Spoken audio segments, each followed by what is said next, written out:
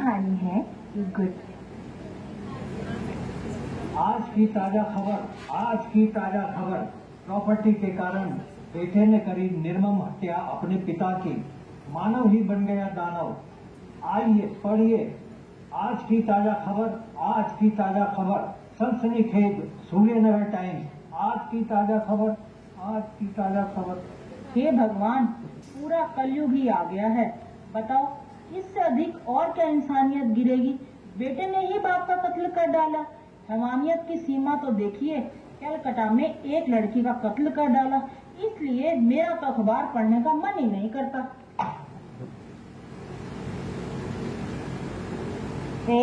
क्या पढ़ने का मन नहीं करता? आओ उर्मिला बहन आओ।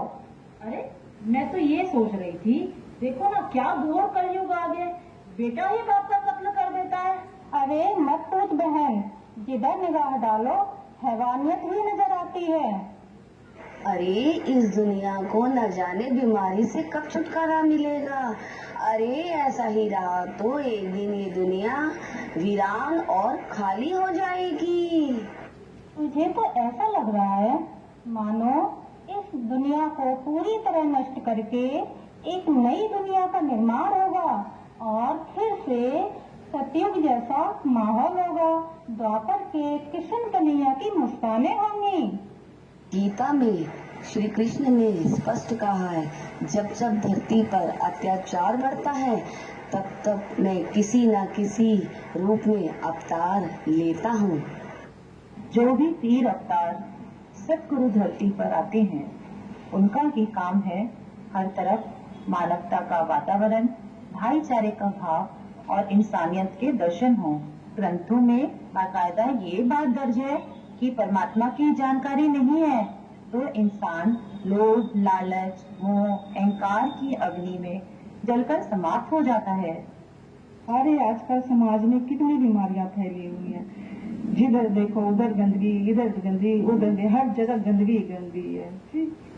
यही दहेज, जात, मजहब, अमीर गरीब, छोटा बड़ा, ना जाने कौन था जो ये इंसान में फर्क डाल गया और आज तक हम इस बात से मुक्त ही नहीं हो पाए।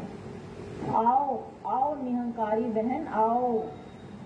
निरंकारी नहीं, निरंकारी कहो, निरंकारी। हमने आज तक कारोबारी सुना है, व्यापारी सुना है। ये निरंकारी का क्या मतलब हुआ? जिस तरह व्यापार की बारीकियों को समझने और व्यापार करने वाला व्यापारी, किसी काम को अच्छे से समझकर काम करने वाला कारोबारी, उसी तरह निराकार को जानने वाला निरंकारी। यानी कि तुम निरंकार को जानने वाली हो? जी बिल्कुल, आपने सही सुना है। What a great fun! How can you get the secrets of Nirankar? It's not fun, but it's reality. अक्सर दुनिया ईश्वर को किसी न किसी रूप में, आकार विकार में देखती और ध्याती है।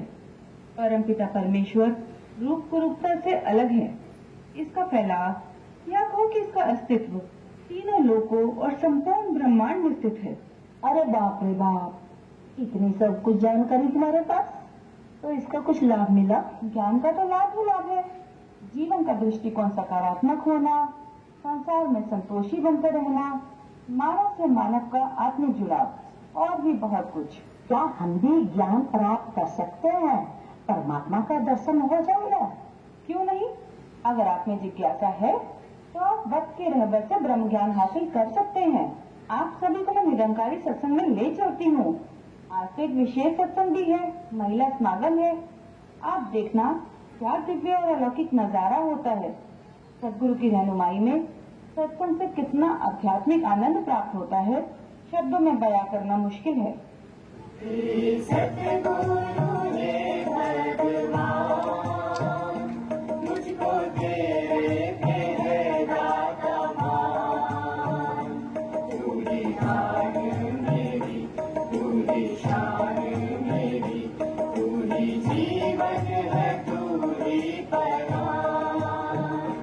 और वो देखो, उस मंच पर हमारे मिशन की सदगुरु स्वरूप बहन विराजमान है।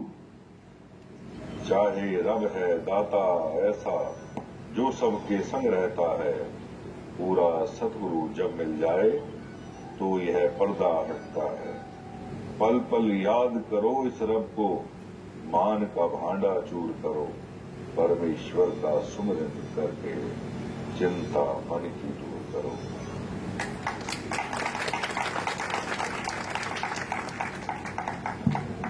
साथ संगत जी प्यार से कहना धन निरंकार जी। साथ संगत जी अभी जिस प्रकार दासी ने विनती करी थी, विजय भाटिया जी के चरणों में विचार दीप से दीप।